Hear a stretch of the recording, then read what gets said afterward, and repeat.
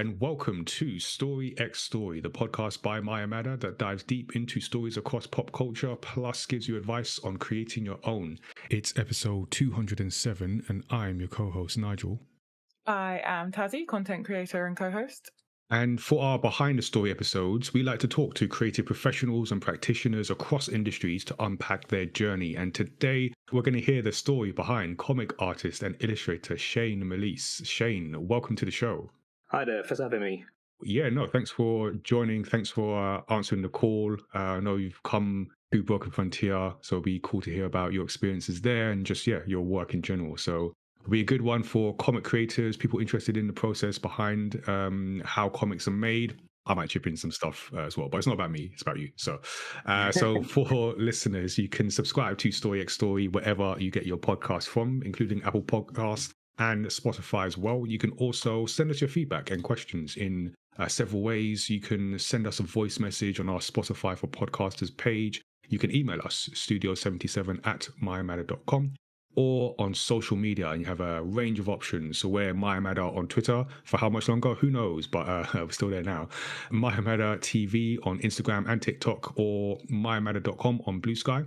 You can also find Tazziii at Life of a W Gamer on Instagram and TikTok, at Tazziii on everything else, including tazzy.bsky.social on Blue Sky. So you got options there. We've got a new website coming later this year. So we've been making some changes in the background, and as the year goes on, we'll be able to bring them out, working on this, getting this new comic done, and then we'll go to the next thing. But you might have noticed the myamada.com website looks a bit different, but you can still see a bit about the brand, what we do, while you wait for the new website. Same with the Discord. The Studio 77 Discord is going to get a refresh as well, but you can still join the current version and chat with us there. Before we learn more about our guest, let's update you with the latest from the My Matter universe.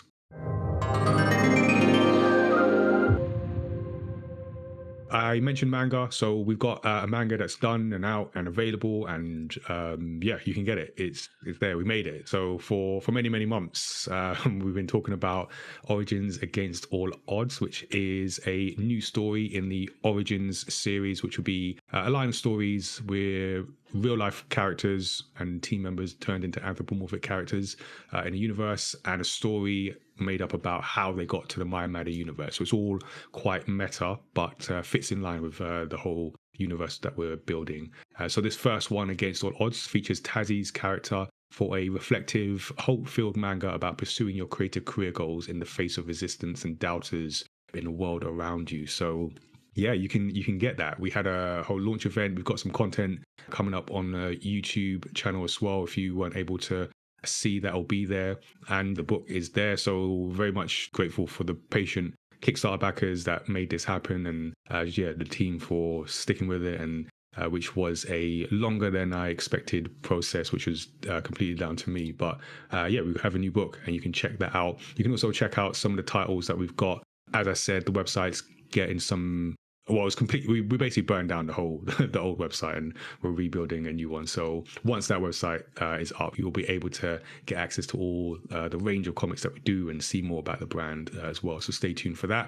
We are also in the process of putting together this year's Do I Look Like a Gamer campaign. So this is our campaign promoting inclusion and diversity in the video games industry. So this yearly initiative allows us to just keep talking about diversity, which is not as popular now as when we started it. So that's been an interesting shift, but we're continuing.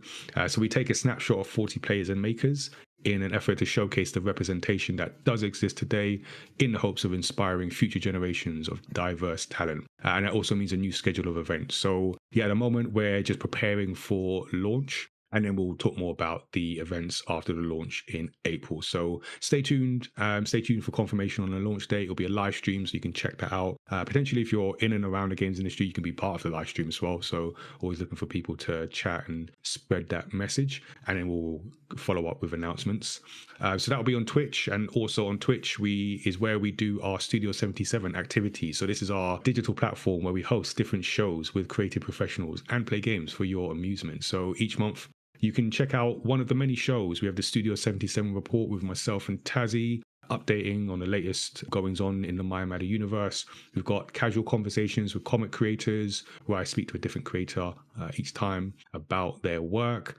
We've got games night where we play a range of games. We've done Marvel Rivals. We did, what was it, Fortune Avenue? Did I just swap those words around for no reason? Fortune Avenue. Fortune Avenue, there you go, which was like Monopoly, yeah, basic, but on some kind of hallucinogenic. So it's kind of crazy, actually. And we had a whole showdown with Tazziii and Gina. So you can check out the highlights. We'll be working on putting up more highlights a bit more regularly over the year, so on our YouTube channel. And if you're a young, aspiring creative professional or you know one, then check out the My Matter Showrunners Work Experience Program. So we've been creating opportunities for young people aged 16 and up to work with our team across comic production, events and content creation. And looking forward to a whole new year and a whole new group of people. Got a couple of people at the moment inputting on like some of our events and future comics, and also just like business strategy as well. Just people have different interests and skills as well. So yeah, you can email us showrunners@mymatter.com to find out more about that. So now you're all caught up, let's go behind the story with today's guest. Shane is a London-based comic artist and illustrator, and he's been self-publishing comics for a very long time. And before we were recording, I found out how long exactly.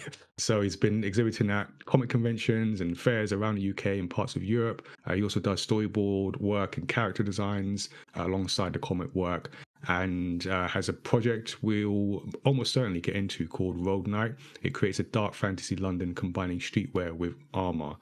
So Shane, again, thanks for joining us. So listeners of the podcast will know, or just people who follow My Matter, that creativity is very important to us. But for our first question, what does creativity mean to you? For me, it means I guess, the ability to like express yourself and have the ideas in your head, like out on paper or whatever media it is, to share with other people and to, I guess, mostly engage with each other and inspire each other, I suppose. Yeah, I think that's what it is for me. Yeah, definitely. Yeah, no, I like the idea of like connecting with people. Yeah, because sometimes you get an idea and you realize that like someone else has something similar, or you have an idea and you find somebody else has released something. You're like, oh, I had something like that too. So when an idea is meant to exist now, it starts to occur in random places or something. Yeah, I've had that. I had a script idea like years and years ago for a film script. I've never done a film script. I've helped a friend with them in short films and stuff, but I had an idea, and then was it last year? There was a Netflix series, and I'm watching it. I'm like, this is my idea. Not in a they stole my idea, and I'm sure they did a way better job. It was a great show. They did a better job than I would have done. But it's just like funny to see like, oh, this is basically the format, different culture, but this is the format that I was thinking, and you see that like shared, almost like a shared consciousness of like humanity. Yeah. We just started very deep now. I don't know how we got here so quickly. Sorry, that's my fault. Yeah. No, that's cool. No. I've had a similar experience as well. Like before I came up with lockdown, before I came up with Road Night, I came up with an idea of like a supernatural comedy, like horror comic, which I called Living with the Living. And when I was working on that, the TV show Ghost just came out, and it was like the same premise, and it was really good as well. So it kind of like threw me off. But makes it even worse. It's good. yeah, exactly. But just by saying that, I've gone back to it with a friend, and fortunately, the TV show's finished now, so we were like able to see what to not do, so that it won't be too similar. And we've gone back to it, which is cool. And I released like the first issue last year of that comic. So, but it was like I think it's always going to happen, that sort of stuff. Yeah.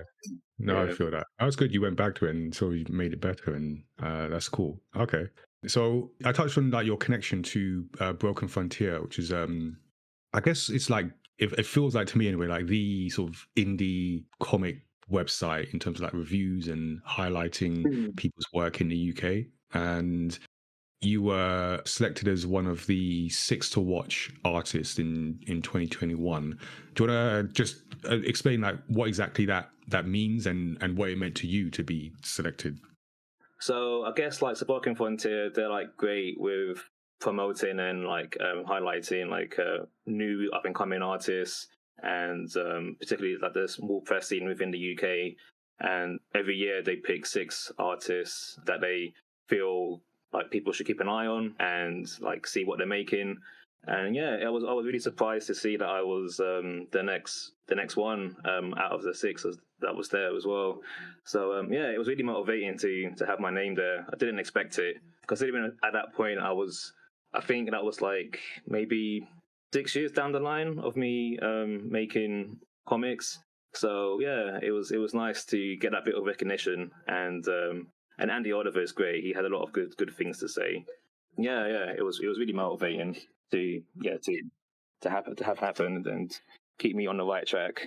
I know I remember Andy saying when he picked me that there's been people who he put down as 6 to watch and they decided to like not do comics anymore. So just like kind of bad timing. Right. But unfortunately, that wasn't the case for me. It motivated me more to keep doing what I'm doing. And Cool. yeah, it was great. So yeah, that's it. It's independent. I mean, independent anything like learn comics, but doing anything independently can be like you start and then whatever life happens, and then you're not doing it anymore, or just for a period, and yeah, it can be rocky. So that's cool that you got it, and then that just motivated you to continue and keep on. Yeah, definitely. I mean, ultimately, I always make comics because I want to make comics, regardless of like the like exposure and stuff. And we all know like no one really does comics as a quick money making scheme. So Yeah. it has to be a passion. And like there's so many great stuff out there. So whenever I buy a comic or look at an illustration or go to a comic fair or con, I'm always like motivated to do something more. And yeah, new ideas keep on coming up. If anything, too many ideas and not enough time and energy and money to do it all. Yeah, I know that problem. So, Yeah. and what about like just your early life? And it'll be interesting to know about the inspiration that brought you here. Can you tell us where you grew up, if not London, and what initially drew you to comics as that form of expression, as you mentioned? Yeah, I was always I was born and raised in London. I was born in Tottenham, and yeah, slowly moved up towards Enfield as time went by, and so yes, pretty much North London based. But yeah, no, my brother, who's a lot older than me, got quite of an age gap. He was into comics in the 80s, and so he had his collection of like Spider-Man and X-Men comics and Batman. So, and I could barely read. I was like, 4 years old, but I just look at them and copy panels and stuff. And then, and yeah, being into gaming as well, like playing Sonic a lot, and there was the Sonic comics. I feel like majority of artists went through like a Sonic phase, um, or at least kids from the Mm. 90s anyway, of like just drawing Sonic all the time. I was definitely one of those people. And yeah, no, it was like I've always enjoyed drawing, and as I got older, I kind of realized that I like telling stories, or more like just friends were telling me that I've always had a story to tell of like random things happening on my commute to school, or something I've seen out on the street or something. Like there's always something crazy happening in London anyway, so there's always like a story to tell. And yeah, it was one of those things where I kind of knew I wanted to do comics from a long time, but it was just like it just seemed like those fantasy jobs or career paths, or if you try to tell someone when you was a kid that I want to do comics, like no one really discouraged me, but they were always like have a backup plan sort of thing.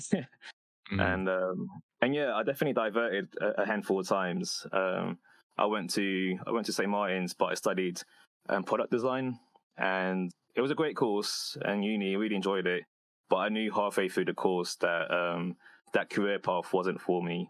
And when I think it was that second year, I realized that actually that product design wasn't what I wanted to do in the long run.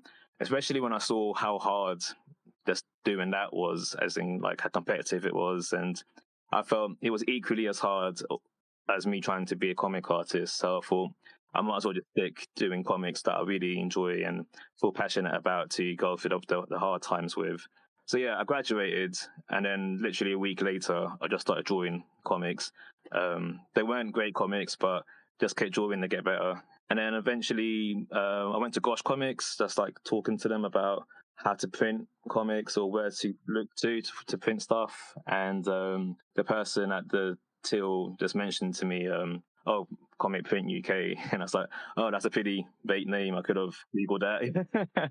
And then yeah, they mentioned that there was an event that happened every month at a time. This is back in like 2013 or 14, and there was a thing called Process that would happen in Gosh. I think the first Wednesday of every month, where basically a comic creator of any level, like professional or just like small press, would talk about their process of making comics.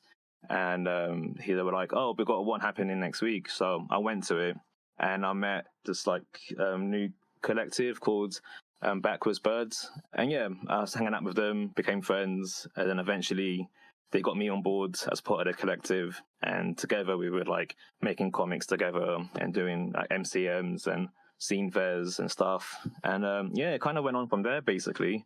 Yeah, I mean, the collective Backwards Birds doesn't exist anymore. It was four of us. One of them went back to America. The other one, my friend Sajin, he's moved to Sweden, and then one of my other friend is kind of like on and off with the comic stuff. Right. And so yeah, I'm kind of like the last one in the UK that's like pushing it forward. Yeah, but Nice. it all got also our styles changed a lot over the years, where like collectively it didn't really fit together too well. Like we were best friends and stuff, but as a collective, like our stuff was very different from each other, which in some cases was cool. But when we tried to collaborate on stuff, it didn't always Didn't fit. went as yeah, it didn't fit as smoothly as you would like it to. But yeah, it was a great experience though, and I was like, I was like in my early 20s, so yeah, just playing around, figuring out things, and yeah, just going with the flow, really. Right. That's like a lot of lessons in that early journey. Mm. Yeah. Also, we're neighbours because I'm also from Tottenham. Oh, sick. So yeah, I didn't realize. So I've learned something. We can all leave here knowing that I've learned at least one thing Yeah, yeah. that didn't come up in the research. But yeah, so no, that's cool. And I know. I mean, yeah, I know what Tottenham was like, and it's just interesting to hear that career decision, I guess, in terms of like going to product design, which I imagine just guessing that was the either like family or school was telling you that that's the quote unquote stable career that you should go towards, regardless of whether you liked it or not. Was that how you found yourself there? It was a little bit of that. Yeah, it was a bit. Not to It put was words in kind your of. mouth, but Yeah, no, yeah. You're not entirely wrong with like assuming that. It yeah, was a little bit of like the fact that was one of the very few clear like creative paths into a job or like a career job. I mean, a creative career. But at the time, I did enjoy it, and also like I didn't think I wasn't that confident as an illustrator at that age to apply for like a BA in illustrations or something. Mostly because at the time I just enjoyed drawing fan art all the time. I was just drawing like FMA and Death Note and like stuff like that, which wouldn't go down well in a like illustrator's portfolio book sort of thing. Because I remember, I don't know how it is now with getting into uni with a portfolio, but back then I remember it was very much frowned upon with having any sort of like manga style or manga focused stuff or yeah. I don't think that's changed much. yeah, yeah, Yeah, from what I've been told. yeah. So, with that in mind, I didn't feel like if I wanted to be in uni, so I thought, you know what, I'll go with product design, and I was decent at it. To be fair, I got like a decent grade and stuff, but it doesn't really mean anything anymore. Or even then, to be fair, but yeah, it was.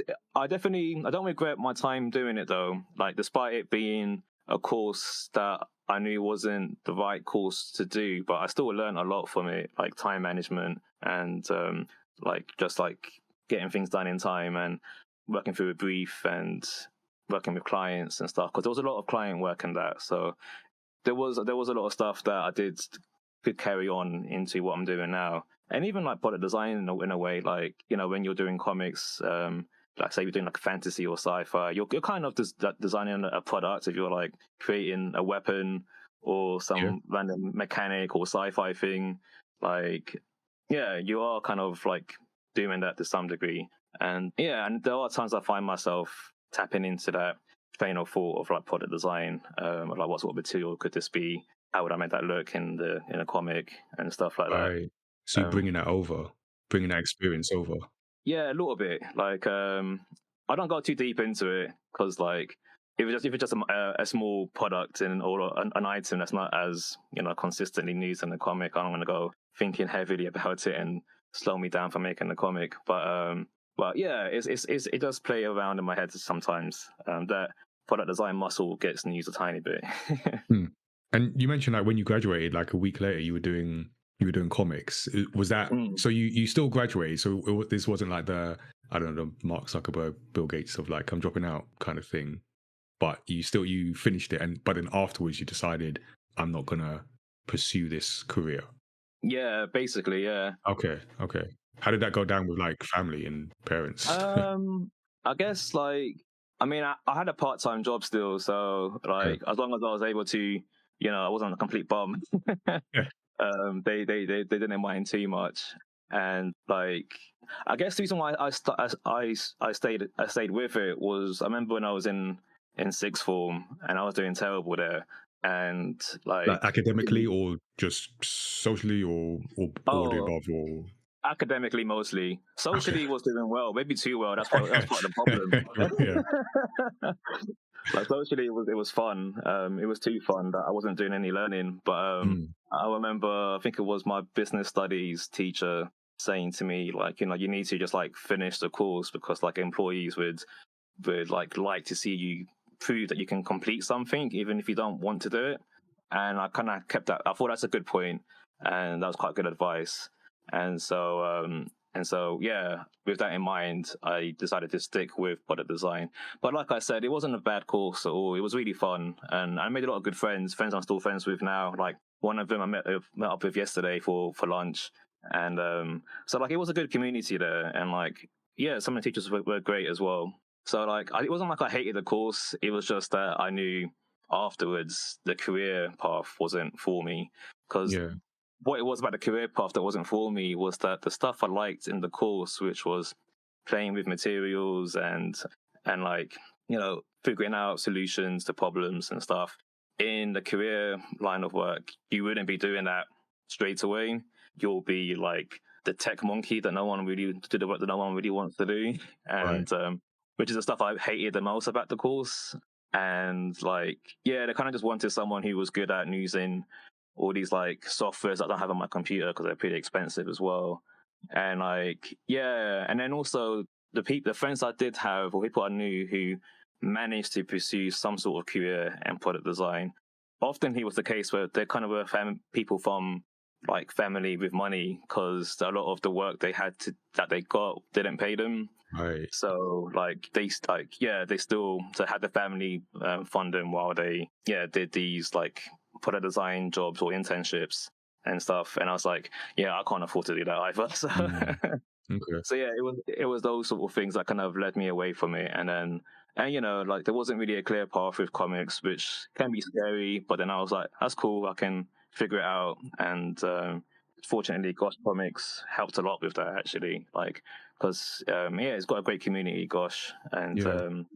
and they really do well with their small press scene and stuff.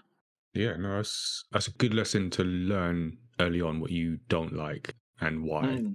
Yeah, and it sounded like even though you didn't pursue it, you got some good advice in the college. Was maybe it's that, but was there like what would you say the best advice someone else gave you when you were starting out on your creative journey, and did you follow it as well?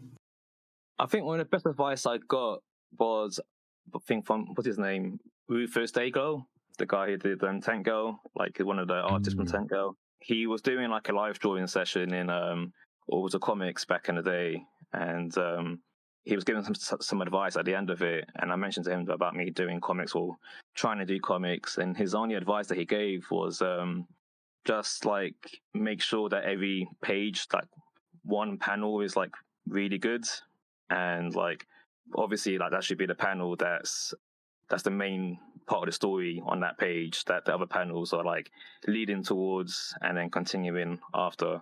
And then like the other panels, obviously you want to be consistent, but you can get away with like any other like minor messy details, like I don't know, bad hand or something like that. And I guess it made sense because, comics, people read them quickly.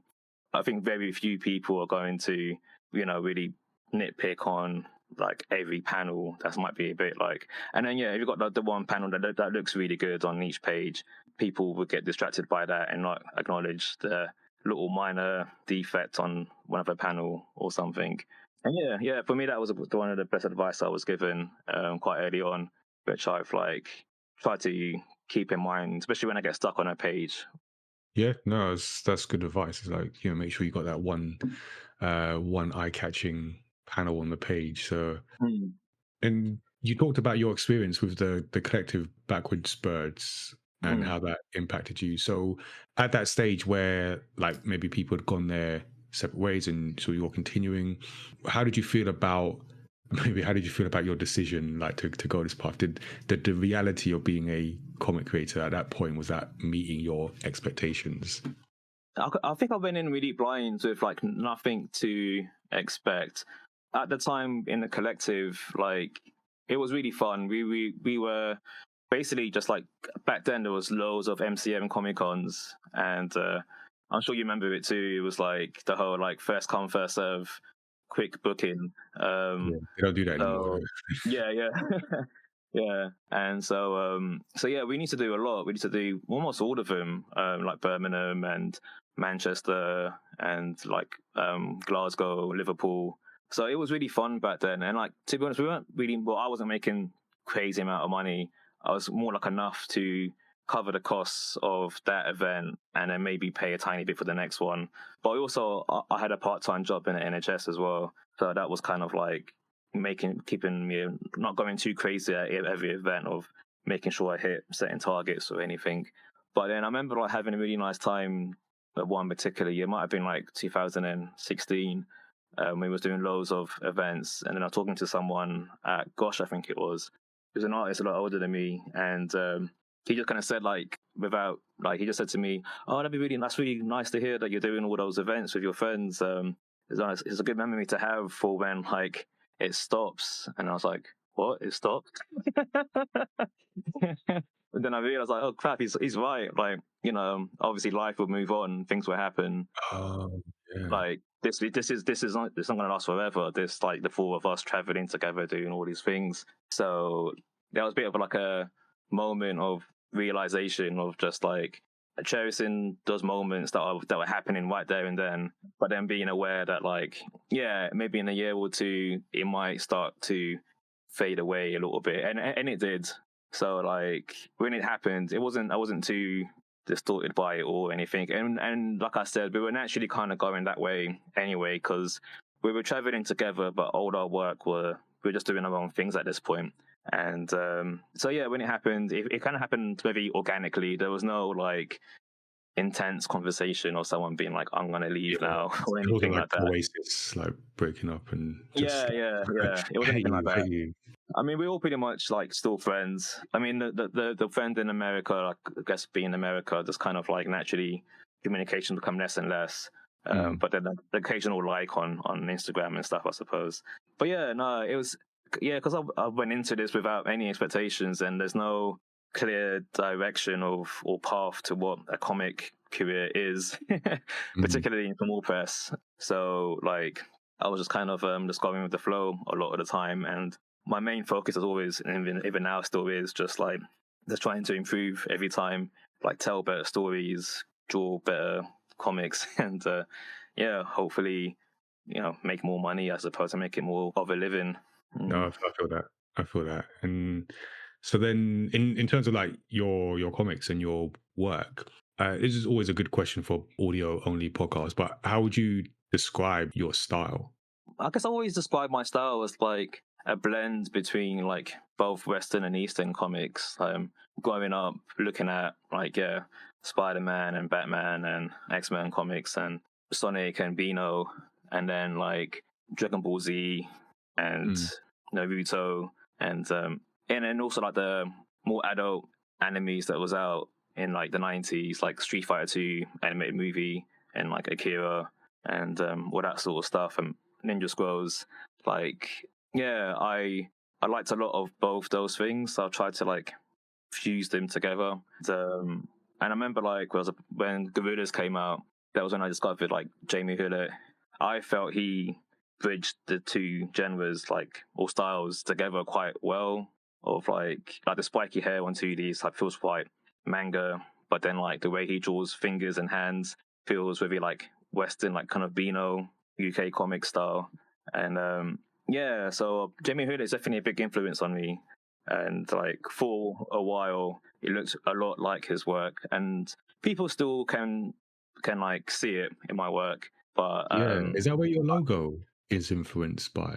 a little bit. My logo's influenced a little bit by that, and I guess the eyes is definitely like kind of gorillas, but the face like thing is from old Simpsons episodes. So like the old seasons when like it's always Bart who would do it. They used to like exaggerate the way he would say certain words, and he'll Yeah, have yeah. like his mouth go one direction, his eyes the other direction, and I always thought that'd be Yes. quite cool. I remember this is when, like, I don't know, that Michael Jackson episode of The Yeah, Simpsons, exactly. things like Yeah, that. yeah. So yeah, and I'm a big Simpsons fan, so that's like my only like Simpsons Easter egg in my work at the moment, I think. Okay. That's cool. I recently, because I'm also a big Simpsons fan, but then earlier, and there's a very big gap where I haven't watched episodes. And I think it was just Christmas. I watched a Christmas episode on Disney Plus. And so, okay, this is cool. Yeah, it's different because, yeah, it's different from the early days, but yeah, it's still Yeah, cool. I mean, I'm not up to date either. I don't really watch the current Simpsons. I've seen bits and it has improved, but it's not as funny, I suppose. Like I still watch the old classics. It's like a comfort Yeah. watch for me. Yeah. Yeah, yeah, I feel that it's like, yeah, definitely of that time, that era and everything. So, Mm. but also I'd love to have something that goes that long and that kind of success. So any criticism that comes with that, I would like to be in that position as well.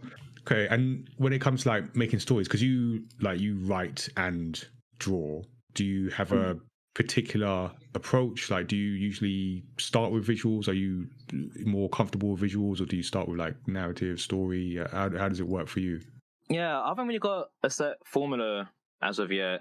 I guess like an idea would come up in my head, and sometimes it's like the beginning of something, or just like an idea of like, oh, this would be cool visuals that might be interesting to work on. I guess a good example to refer to would be my most recent comic, Skate Night, which is like a short mini comic spin off on the Road Night stuff, where I just wanted to draw a knight on a skateboard skating, basically.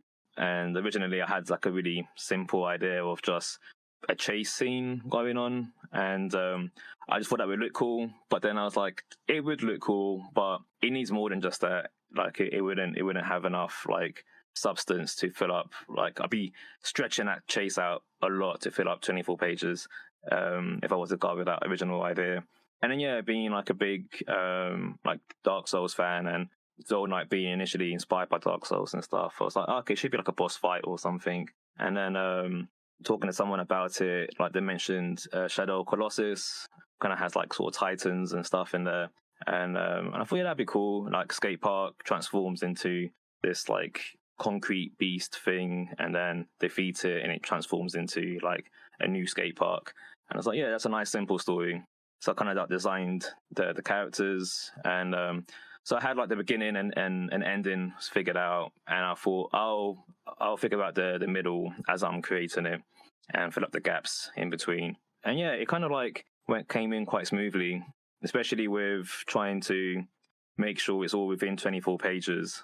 Yeah, it was like knowing when to having. I think what worked well with this was that I knew what sort of action scenes I wanted to have in there, and then figuring out how many pages those could take up, and then figuring out the sort of dialogue in between it.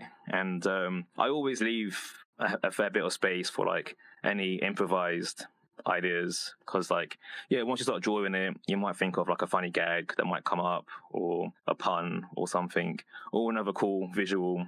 So I like to leave some like space for opportunities like that to happen as well. But that's kind of like the beauty of when you're creating it on your own.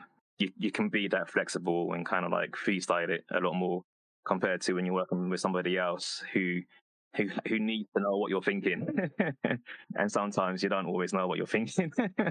True. That is true. And on that, actually, because saw you did an interview, I saw an interview you did on Broken Frontier, and you said something that was quite interesting. You said that you literally just create what I feel like. So that's a quote, rather than worry about finding a niche. So how has that like shaped your work? I guess because you mentioned it sounds like it's quite diverse. Yeah, I think like up until recently, with World Night being kind of my most consistent thing. Yeah, before that, because I was unknown, no one really knew who I was or what I was doing. Kind of took that to my advantage of like, I'm just going to do whatever seems cool to me at that time. Especially doing a lot of conventions, like I always use conventions as motivation to get stuff done, to get a new comic done. And so yeah, when that time comes, I'll have to give myself not too much time either. It's always something like maybe 3 months or something. So in that case, I'll just be like, okay, what am I into right now? What am I feeling like drawing for the next like 2-3 months? And in the past, it's been like a random diary comic, which I called my true made up stories, because I was like, my life isn't that exciting, so I'll just have like parts of my real life, and I just add some random fantasy elements to it to make it more exciting to read and flick Okay. through. I feel a lot of celebrities do that with their autobiographies anyway, so Yeah, probably exactly. good. Yeah.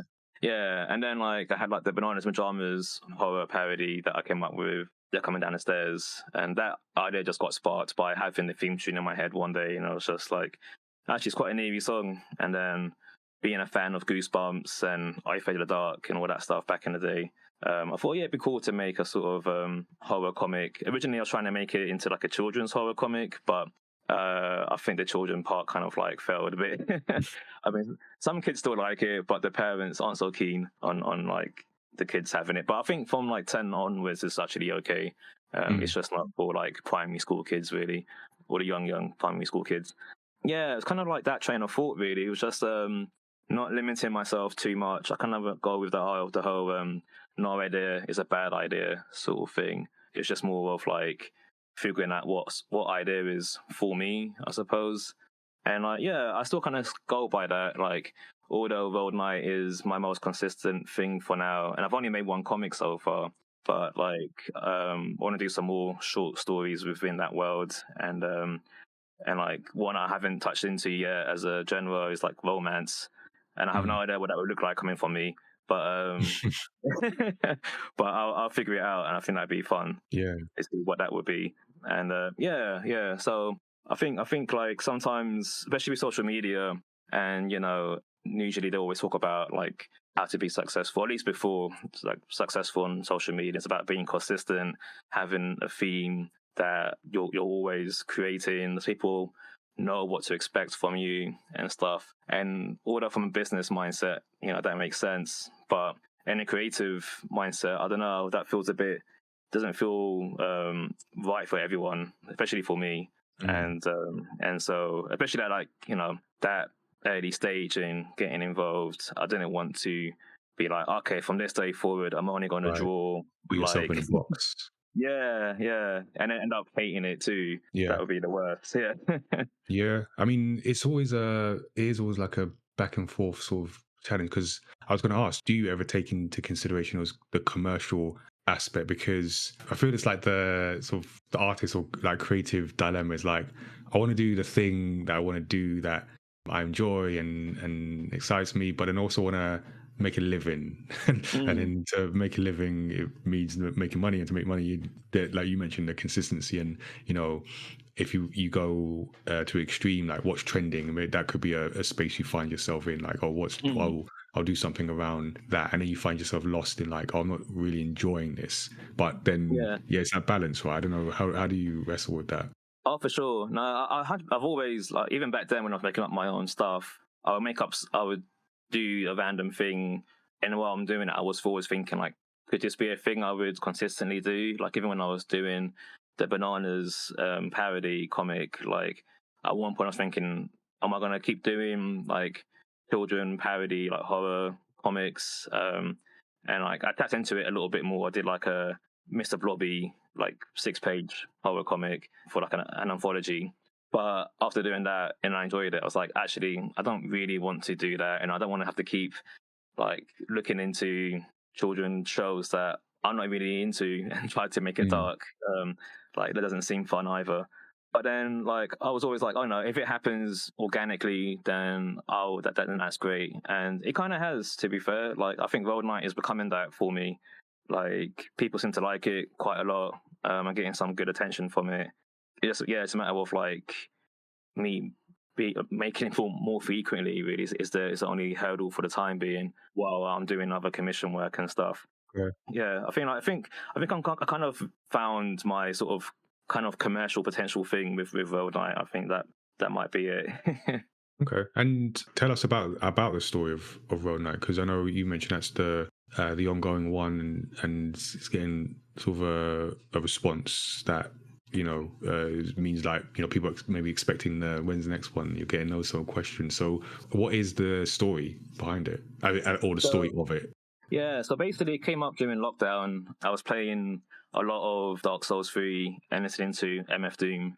And then I just thought like, oh, he'd be a sick boss in the game. And then like the idea of like sort of like streetwear and armor, and then kind of thinking about like what kind of already exists in a sense of like with like Wu-Tang and stuff. This sort of like mixture of hip hop and martial arts, and sort of like there's a handful of visual designs out there and characters just has like sort of like martial art characters in like Adidas tracksuits and stuff like that. Like even I think in like a Street Fighter, you got the twins Yin and Yang, like they kind of have that sort of vibe. They have a lot of like maybe street hip hop vibe with the martial arts stuff as well. And yeah, there's a lot of that. So I kind of thought, what if I tried to mix like this sort of street vibe up with knights? And then I thought, yeah, it was kind of interesting, especially because like it's quite a class thing. Like usually knights is associated with like working for the royal family or something. But then I thought how it'd be cool to have like a sort of working class knight just like for the streets. And yeah, initially it was just combining streetwear and armor and just trying to figure out how it could look cool. And my first few doodles of them didn't look cool actually. Like I was like, this is why no one's been drawing this. But then I kind of like I was thinking about I can't be the first person to think of casual wear and armor that must exist somewhere. And then I realized like Final Fantasy VII, like some of the characters in that, like Biggs and Wedge and like even Cloud, like it's not streetwear, but it's like casual clothing with like elements of armor on there. And then I thought, okay, that's the key. It's like finding the right ratio of streetwear and armor, and like not trying to draw like armor with Adidas on it. Like that's not what I want to go for. And then being born and raised in London, sort of trying to create a whole new world. I was like, oh, it'd be fun to just make it based on London, and London's forever changing anyway, so there's always like new material to play around with. And yeah, that was basically it. Started off just doing random drawings and like illustrations and posting it on Instagram, hoping to get more likes. So I was like, okay, this is something I can be consistent with, and I'm actually enjoying it. So this could be that formula I keep hearing so much about, and it didn't work. But I did attract attention thanks to a friend who I met years back from Gosh, who works in TV. He was chatting to someone who works for this production company called Orchid Pictures. He has like a relationship with Netflix, and they were talking about wanting to make like a UK anime, but not just an anime that's made in the UK, but one that represents the UK. And so he mentioned my stuff to them, and they got excited, and then approached me about pitching Road Knight to Netflix. And so that was like an exciting time. That was going on back and forth for like 2.5 years, and like that was kind of crazy. Like being in like writers' room and stuff. I was like, we had Nathan Vine. He's like a writer. He wrote some of the children books, Look Up and I think Speak Up. Funny enough, actually, he's also an actor, and he was an extra in that TV show I mentioned earlier, Ghosts. He's in it in the last last few seasons. Full So circle. yeah. So it was cool meeting him, and he was great to work with. So because it was like, yeah, it was a whole new experience. Didn't know what to expect, and like it was a lot of fun. Because at the time I didn't actually have a Road Knight story. I was just drawing things and doing illustrations that would hint what a story could be, or like like a moment in a story. So like we were kind of figuring out the story while we were pitching it, and one of the guys I was working with, he kind of had the idea of having a bit of like King Arthur mythology sprinkled over it. Not actually having King Arthur characters, but Like the similar vibe. characters. Yeah. And Netflix seemed to have liked that, and they liked the idea of having like a sort of IP within an IP, especially because Road Knight was like basically unknown, or still is in some cases. But yeah, as time went on, they wanted more and more Road Knight. I mean, more and more King Arthur mythology, to the point that like it was just becoming like a King Arthur story. and Oh, um interesting. and the team was a bit divided about that. Some of us was like cool with it, some of us weren't. I thought I was cool with it, and as time was going by, I was like, actually, I don't really want it to become like a weird King Arthur Mm. top boy story, like Top Arthur or something. Yeah. And so yeah, at the end they decided to not go forward with it, which was fine. I was obviously I was gutted. Like it would have been Mm. cool to like go forward with it, and also having some regular income with all of that. But then at the same Mm. time, I was like, would I really enjoy that? Because like I'll be doing something that I know isn't the story I really want to tell. And I'll probably feel more for like an actual seller if I did go forward with it. Okay. Okay. So when it came to an end, despite being gutted, I was happy to have it like Oh, you made the back in right my decision, control. Yeah, or like the right thing happened. Like it wasn't meant to be, and it was a great or experience. in And that version at least. yeah, exactly. And like I guess that was one of the key things I learned from that too. Like I learned like what I don't want it to be. And like, one thing about I was saying before, like there's no bad ideas, but you can try an idea and realize, okay, it's not a bad idea, but it's not the idea that I want to go forward with.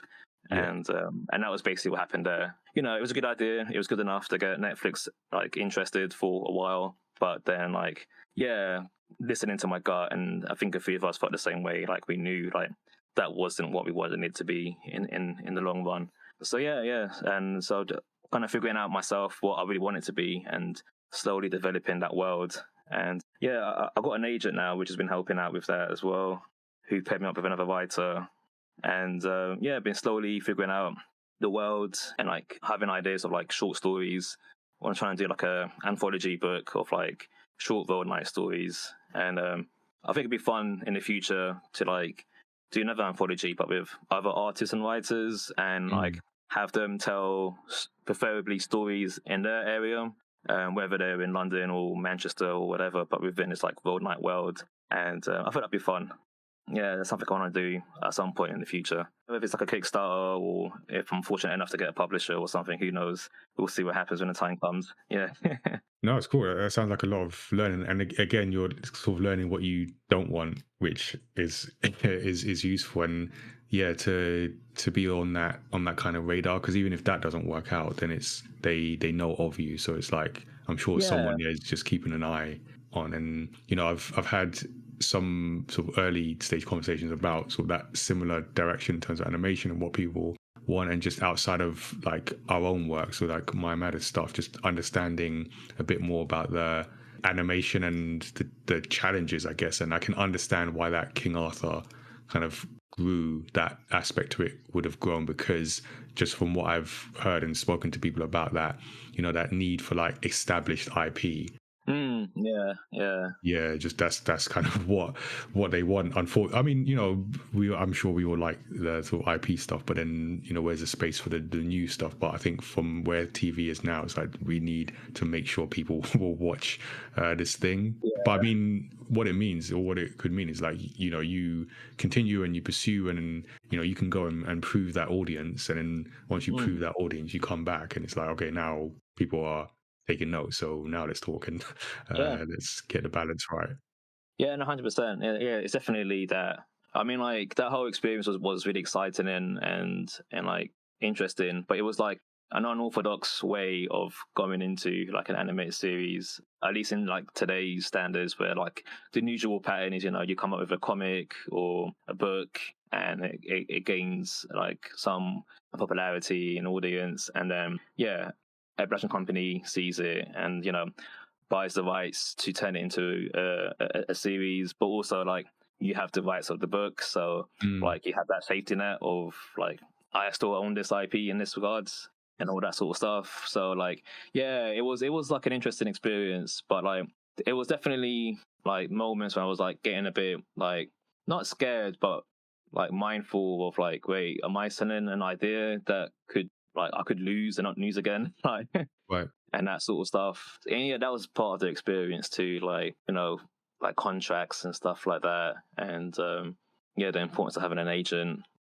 Just like you can get really easily flattered by something like that, especially when you're like small press or like a I was nobody just sort going of to thing. say, yeah. I was just going to say, and you said like Netflix, and Netflix comes along and like we want you, and it's like okay, Yeah, take what you need, and like that association with Netflix, but it's like it's back to what you were saying before. It's like, is this what I want to spend time doing? And if this is not your story, then you're kind of back where you might have been with product design and working on something where you're not, this isn't actually what you want, but now you have to do it. It's your job for whatever time they decide to keep you out. So I think that's important because it's difficult, but it's like knowing, is this the right opportunity, and is this, am I prepared, not being sold by like the sort of surface level and being like, is this the way I want to go forward? That's important. Yeah, exactly. Because like we've chose this path because we want to work on things we like, and then if you end up working on something that you don't like, then you could have just I could have just with I don't know, any other job that I could have done earlier and made money all this time. Yeah. And did you go into that with the agent, or did the agent come as a result of your experience during that time? So at the time with Netflix, the writer I was paid up with, he had an agent, and Right. his agent was representing at the time both of us. But if things had progressed further, then I would have had to get my own. But I would have had a better chance getting my own because I would have had like a deal. So I think like agents would have been quite quick to jump on that if the opportunity if that was to happen. But as for the agent I have now, she found me at MCM last year, Okay. which was nice. Like I think one of her friends bought my stuff a year ago before then and liked my stuff a lot, and then just said, "Oh, you should go to MCM and check out the artist alley. There's a lot of talent there and this and that." And then then they, by chance I was there again, and then they liked my work and got back to me a few weeks later saying they're interested and representing me, and we had a nice chat. We got along really well. Like I try not to be like, again, like too flattered and jump to the opportunity like as soon as it happened. But it was like vibes were great, and like I can see this as someone I could like get along with as well as just like work with. And so I mean, it's still quite early days. Like my life hasn't changed dramatically or anything from having an agent. Yeah. So You weren't at the Oscars or anything. exactly. Yeah. I'm gonna say as well, that's kind of like the big thing as well with like all this stuff, like with Netflix and agent and stuff, like not letting it like obviously boost my confidence, but not boost my ego, like not be like, oh, I'm better than the next artist or anything like that. It's just like, it's just still making things. Yeah, I get that. And that kind of makes me think of another question where, so myself, Tazziii, we were at like a networking thing for Pock and Play last week. So it was games, but I'll circle this back around to comics. And I don't know if you've had this, Tazziii, just in general, but so I got to speaking to a group and I said, this is what we do, we make comics. And someone was like, oh, I'm interested in comics. And he asked me the question, how do you break into comics? And I always feel like a fraud at this when people ask me this, because I'm like, I don't really have anything to tell you. We just started making comics. So like literally like me and Lau is just like, never made anything. We're just like, okay, we're going to make this comic. How do we make a comic? Oh, we're going to find a printer. We're going to, and Lau, actually, you mentioned comic print in the UK. We go to the same place and just like, oh, we found this guy, just talk to him. Okay. And that always feels like a underwhelming answer. but Yeah. I feel that that's the answer. I don't know if you've had that, Yeah. Tazzy, or I had the same conversation at the same event okay, there, about yeah.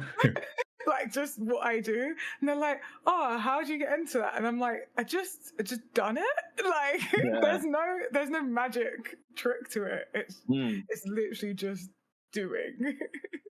Yeah, exactly. So I don't know, would you like, Shane, would you agree with that? Would you add, if someone asked you like how do you quote unquote break into comics, or even like how do you do it now versus when you started? Is there anything you do differently? What answer would you give? I'm kind of the same with you guys. It is just like the classic like just do it quote sort of thing. Yeah. I guess to us to add a little bit more to it, and this is kind of something that's kind of like, I don't know, maybe it's only as useful if you live in a city, particularly London, but it's finding other people who want to make comics, like being in a sort of community of like friends, starting out as you are helps a lot. Like I know for me, like if I didn't meet like the guys at Backwards Birds and became friends with them, and we were all motivating each other to make comics, I may have not progressed as much as I have, or as Okay. quickly, because making comics can be pretty lonely. Yeah. Just sitting there on your own drawing for like X amount of time, especially if you're making like a long story. Like you're excited. I say long story, even 24 pages. You're excited for the first 2 pages, and then put a lot of energy into those 2 pages, and then you're like, oh man, I got 22 more pages to go. So like, yeah, being around other people who are as enthusiastic about it as you are, and as encouraging, I think helps a lot. Because yeah, there's been times I've had ideas and I might mention it to like someone I was working with, or like a family member or something, and they're not really into comics, and like they'll be like, yeah, that sounds alright, and then that instantly dampens you with like making it happen. And so like, yeah, if you're around the right sort of community or friends or something that yeah, that can motivate you to keep doing it, I think that's definitely a big part of it too. Yeah, I feel that. And that reaction, or even not needing that reaction, or at least to the extent that you can find yourself needing it, is helpful as well. Because you might talk to people who don't care or don't understand, or both. Yeah. And then they're giving you the response, it's like lukewarm, and you're like, oh, is that something wrong with what I'm doing? It's like, yeah. Yeah, exactly. And I think like that's the only thing that really affects you to begin with. Because it's funny, actually, I spoke to an ex-client last week who wanted to get back into comics, and he was hoping that I'll be on board with his project, which is a great project, but I just don't feel like I can make time for it. But I said I was happy to meet up and talk about like getting into it and all. And yeah, I just said to him, like, don't talk to too many people about what you're doing. Just do it. Yes. Because like, yeah, it's like a handful of things. Like, yeah, like I mentioned already, someone might not give you the best reaction that you're hoping for. But then also there's like that dopamine thing, isn't it? Like by talking about it, you feel like you're accomplishing it without actually doing it. Having done it, yeah. Yeah, that's Yeah, very and I've true. definitely fallen into that trap a few times, and even till now, I still do it. I have other ideas I keep talking about, and I haven't made any effort in making it happen. So, Yeah. Speaking of reactions, social media, because you mentioned conventions, and you met like MCM, Birmingham, Manchester, which are, no, they still do Birmingham. yeah, Birmingham. I think it's just Birmingham and London now. I think. Birmingham and London. Okay, cool. So there are fewer in-person events where you meet people and you talked about like the networking impact. I feel like it's a sort of social media thing now. What's the balance for you in terms of getting your work out today and going forward? Like, do you use a lot of social media, or do you still rely on those in-person meetups? I do a lot of in-person meetups still. Social media is still there for me, but yeah, I think like Blue Sky seems to be the next best thing at the moment for people to news. It seems like the most fair, where like you post something and it's there at the time you post it, and if people like engage with it, then it stays out there for a while and stuff like that. In comparison to like Instagram, where it seems to be a lot of pressure on it has to be videos or like I don't know what it is anymore with Instagram, but it's really hard work. But as for like last year, I did quite a lot of events still. I did about like I think like 14 events throughout the year, and like they vary from like scene fairs and art fairs, as well as like the comic cons and stuff. And like a lot of the time, whenever I get like commission work and stuff, it tends to always be from those events, a lot more than someone online. I still get the occasional email from someone online, but I find like the in-person conversations seems to lead to a stronger possibility where, than it does online. Because I guess when they meet you in person, you know, you get to know the sort of person you are, and you know how well you get on within that interaction compared to like just some like keyboards behind the screen sort of thing. Yeah, no, I feel there's still no substitute for like in-person meeting and connection. Obviously, it doesn't scale like social media scales, and that does still have its place. But yeah, I look back even myself, just a lot of the major opportunities that have resulted in something have come because I've like not only met someone, but you know, like you described with the agent, like you know, someone got your work a year before they came the year later, and then the year where you know it takes time, but then it can lead to something. Yeah, you never know who you meet at these things, and like although you know there's a lot of evidence that social media can benefit you a lot, but there's also evidence that having a big following doesn't guarantee success either. Like it really much depends on who your audience is, because like you can have a lot of followers, but maybe a lot of them are like 12-year-olds who have no money to Yeah, to like fund you and stuff. So so you like have to kind of bear that in mind as well. So but yeah, I don't know, I mean at the end it's a balance between the two. You know, I think you need a bit of both, but I understand if some people for whatever reason prefer social media more or prefer in person more. Both are difficult. It's just a matter of finding what's the right one for you, really. yeah, choose your difficult. Yeah, exactly. Yeah. All right, so like you've described a lot in your journey, what you've done, what you're doing, some of the discussions you've had, and I always feel like the term indie comic creator is quite not necessarily generic. I don't know, or at least I don't mean that in a disparaging way, but it can hide a lot of the work and the journey that someone has done. What do you think is like the biggest misconception about that term, indie comic creator? I guess maybe like I don't know. Sometimes it comes across maybe just like a hobby or something. Not that there's something wrong with that. Like it can just be that. But then I guess like nowadays I feel quite comfortable saying that I'm a comic artist and that's what I do. But like when I guess it's not a thing you usually hear people say when you meet someone at a pub or party or something. So like people usually are quite surprised and very quickly to ask like, are you doing something else alongside that to support yourself? Yeah, but what do you And really like do though? What do you? exactly. Yeah. and to be fair, I might have an answer for that at some point this year. I'll see how things go. But Yeah, it might still be like, oh, I also do this. yeah. But like, 'cause it is difficult. But yeah, I guess it's like maybe the misconception is the level of professionalism with it, I suppose.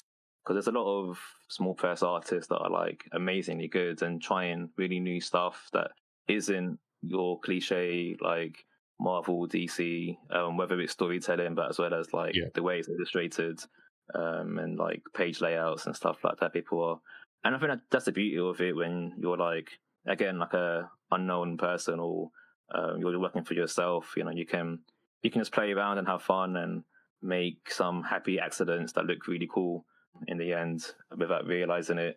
Yeah, I think I definitely encourage people to just make comics, and although it's cool to try and go for publishers and stuff, but there's so much you can do on your own now. And printing isn't that expensive, especially if you've got a part-time or full-time job. Like, it doesn't cost that much. I guess the only thing is like, don't get too excited with your first comic that you're going to sell loads. So don't print like thousands of them. I've been there. Not necessarily the thousands, but the expecting like, oh, this is it. We done it once and that's it. Okay. All right. Yeah. And then just thinking about, like, we always like to ask people in terms of that vision of success, because we're all protagonists in our own story. And I feel like any good protagonist has that some kind of goal, some kind of vision of what success looks like. And Mm. for yourself, for your story, like your life story, what does success look like to you, and are you there yet?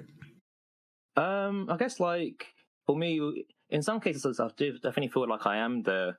I guess my perfect vision is doing what I'm already doing, but just more comfortably. Yeah. And comfortable in the sense that, like, you know, I can afford to stop for like a month or two, and then like go on holiday somewhere for like a week or two, and like come back to it and that sort of stuff, rather than being like, if I go somewhere, it has to be somewhere that I can carry my laptop and Yeah. continue working and and like stuff like that. But yeah, success for me isn't too different to what I'm doing now. It's not really measured by whether I'm published or got an animated series or anything like that. It's just yeah, making comics or doing illustrations and connecting with people and not starving by doing it. Cool. Yeah, that's definitely a good vision, not starving. Yeah. Um, cool. All right. So yeah, no, that's good to hear, and it's good to hear you're there. It's just like, yeah, just expanding and doing more of it and comfortably. So that's good to hear. So all right, let's get to our guest advice. In each interview, we like to ask our guests to give some advice for aspiring creative professionals. So we've been talking comics. So Shane, what advice do you have for others who might be listening and want to get started with creating their own comic stories and putting them out into the world? I guess it's kind of what we had mentioned earlier. Simply like just do it. Don't worry too much about whether you think you're ready or if your art skills or writing skills are like perfect. Like my first comic, both of those skills weren't good. But saying that, I was so proud when I made that comic, and like because making comics is really hard to do. Mm. So, you know, you should be proud of yourself for just simply making a comic. Like, that's a big achievement. And, like, that's the first stepping stone. Like, you know, you can make a comic. So, next time you can make one better. And then, yeah, just keep doing that way. Just trying to up yourself every time you make a new comic. Yeah, no, it's definitely hard. I mean, I've been doing it for a while, and our latest one, I thought we'd be done by a certain time. 6 months later, hey, we're only just wrapping up. So even when you think you know what you're doing, it takes Mm. a while. So Yeah. good advice. So yeah, listeners, let us know what you think. If you're looking to get into comics and want to know how we break in, that's how you do it. You just go do it. Just Yeah. go do it, and some stuff happens, and then it Yeah, works out. basically. Yeah, Yeah. yeah. Uh, It does work out somehow, one way or another. yeah, exactly. As long as I'll you keep do it. moving. I'll Yeah. do a TED talk around that. Like, just do some stuff and stuff happens. And thank you for coming to my TED talk. So, yeah, so let us know what you think. Reach out, studio77 at mymatter.com. Before we wrap up completely, let's get into our bonus round with Tazziii.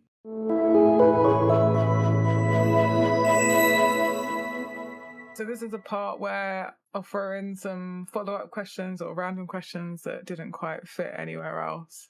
The first thing's like less of a question and just more of a statement. And it's just that I totally understand and agree with you about like not being put into a box. I was really vibing with that. With that sort Nice. of notion. Yeah. Can relate. And definitely speak to a lot of people that relate, trying to put themselves Yeah. into a niche. Yeah, I think that's that sort of rebel against the social media stuff is coming up a lot more now, of like kind of the whole, like, I don't know, Rage Against the Machine sort of vibe of like, I won't do what you tell me sort of thing. I was going to say the rest of the lyric, but I realized it's got the F word in it, so. You can Google it. Yeah, I wanted to know how often the Bananas in Pajamas song is stuck in your head, because it's been stuck in my head since you've mentioned it now. Oh man, it's stuck in my head for like, I don't know, that comic got made in 2019. I guess since then. It's yeah, it's funny because like that comic's really old. It's my oldest comic I have on my table, and I remember last year I felt like I was running out of space or stuff, so I thought, you know, it's time to get rid of that comic. But people still really like it, and which is great. Like, I'm happy people do still like it. So yeah, I'm still getting that printed. And yeah, happy to see that one's like also like a success. Although when I look at it now, I'm like, I could do so much better. Or there's so many mistakes in that. There's so many like rookie mistakes with page layouts and speech bubble like positionings and stuff like that. but again, no one seems to notice too much, or no one's flagged it with me, so it's cool. Yeah. It goes to show that like the things that as the creator you sort of like couldn't pick out and spend time over, like things that average person is just like not even gonna pay attention to or notice. Yeah, and I guess I'm sure there's probably someone who has noticed it, but like just can't be bothered to. It's like being in a restaurant and like, I don't know, your food's a little bit burnt, but you finish eating it anyway. Like, I can't complain about this because I've already eaten it all. Yeah, I also wanted to know, is there any amount of money that would make you consider like changing a story to fit a request from a bigger company? What are you worth? Does your soul have a price? Yeah. I guess a couple of millions, I guess. At least I can buy me a house and like, yeah, because these days, like, I don't know. I think like in bloody Manor House or like West West Green Road, like flats there are like $500,000. Like, it's crazy. Like, yeah, like the sort of luxury flats that's like there, but you got all redevelopment stuff, going on. Yeah, but you have all the crackheads and stuff like next door to you still. They're working on them. They're working on shifting to the next borough. Yeah. I don't know, yeah, something like that, I guess. But I don't know, I say that, I see what it depends how attached I am to the story, to be fair. Yeah, there's ideas I have that are like, these are cool, but I'm not like too attached to it. So if it was to change, like, I'm fine with that. I think that's like a thing you have to have a little bit of when you're creating, to not be, have a healthy level of attachment to your creations, and knowing when to either stop on that thing and move on, or like, I think that's basically it, really. Yeah. That's fair enough. Yeah, so where can everyone find you online? I'm on Instagram and Blue Sky, Shamefaced, and there is a Road Night Instagram as well. It's annoying too because I put numbers in there and I always forget what number is in which, replacing what letter. So if you want to find my dedicated Road Night Instagram, you can find the link to it on my Shamefaced Instagram page as well. I post Road Night stuff on Shamefaced as well. Thank you so much. We'll share some links in the description, in the notes. Cool. Thanks. Yeah. Thank you for joining us. And yeah, it's been good to, like I say, unpack that indie comic creator like tag and find out what's underneath there. Thank you for people listening. Hope you got something from this episode and Shane's journey. If you have enjoyed this episode of Story X Story, do make sure you subscribe to the podcast so you don't miss a future episode. Also, consider giving us a 5-star rating and review where you are able to review, because that helps us reach new listeners and fans of story discussion. So thank you to those people who have done that so far. We're also story creators, as I touched on. You can discover our own manga universe online. We are switching around the website, still in progress, but depending on when you listen to this, either way you can go to mymatter.com, but depending on when you listen to this, it will look radically different. But when that's all done, you can get all our titles there. Either way, you can also get our latest title, Origins Against All Odds, from the current sort of holding website too. So mymatter.com, and check it out there. You can also connect with us online as well as social media. We have our own Discord, the Studio 77 Discord, which again, depending on when you're listening to this, will have a different look. But you can join, chat with us there in between episodes and Twitch streams and all the other things that we do, get a heads up on My Matter projects and events and all that good stuff, as well as meet other people in the community. And part of those events and activities are related to the Do I Look Like a Gamer video game representation campaign, which is a yearly initiative for diversity and inclusion in the video games industry and wider culture. So we got a bunch of plans for the year, including the launch and this year's campaign 40 photo shoot. So check that out at looklikeagamer.com and stay tuned for the events and stuff that is coming later in the year.